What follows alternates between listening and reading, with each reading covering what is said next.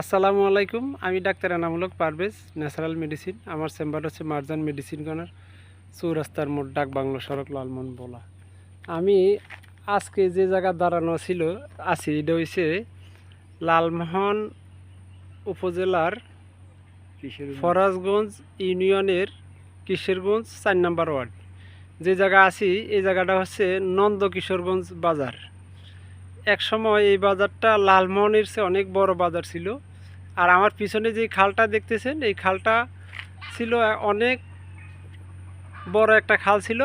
এই খাল দিয়ে আমি নিজেও দেখছি যে এই জায়গা ঢাকার লঞ্চ আসা যাওয়া করতো, কিন্তু এই খালটা মনে হয় যে গ্রামের একটা ছোট খাল হয়ে গেছে।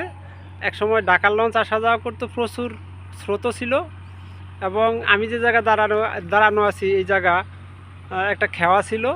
আর এই জায়গায় হিন্দু লোকের বসবাস ছিল। এই জায়গায় একটা পোস্ট অফিস ছিল, এবং আর মনে হয় ঈদগাঁও ছিল, একটা বড় পুষ্কুনি আছে। কালের বিবর্তনে আমাদের এই খালটাও মারা গেছে। আর আমাদের এখন এই যে বাজারটা দেখতেছেন, এই বাজারটা একেবারে জনশূন্য। এই যে রাস্তার দুই সাইডে এখন শুধু এই মানে সুপারি গাছ আর সুপারি গাছ, বাগানে বাগানে ভরা।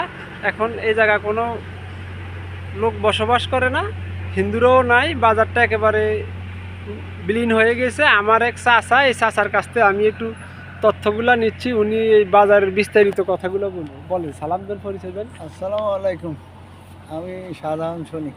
একটু জোরে বলতে হবে কাকা। এই বাজারে কাপড়ের মিল আছিল, তাঁতি না কি কি আছে সব সব মানে একা প্রথম দেখি স্বর্ণের দোকান আছিল, বড় বড় মুদি দোকান লালমোহন বাজারে কিশোরীরা বাইশাঙ্গুলিয়ারা ছিল লালমোহন বাজারের।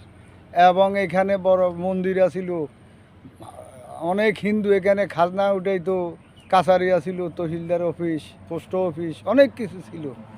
এখন হিন্দুরা চলে যাওয়ার বাজারটা নষ্ট। কত সালে গেছে বাজারটা? 65 সালে ছিল বাজার। 71-এর পরে চলে গেছে। 71-এর পরে বাজারটা নষ্ট হয়ে গেছে। আর লাস্ট কারা কারা কোন কোন পরিবার ছিল হিন্দুরা, এটা একটু বলছে। অনেক পরিবার আছিল, দাসেরা আছিল, হরেকৃষ্ণ আছিল, নারায়ণশীল আছিল, উত্তম মেস্তুরি, অনেক হিন্দু ছিল, অনেক।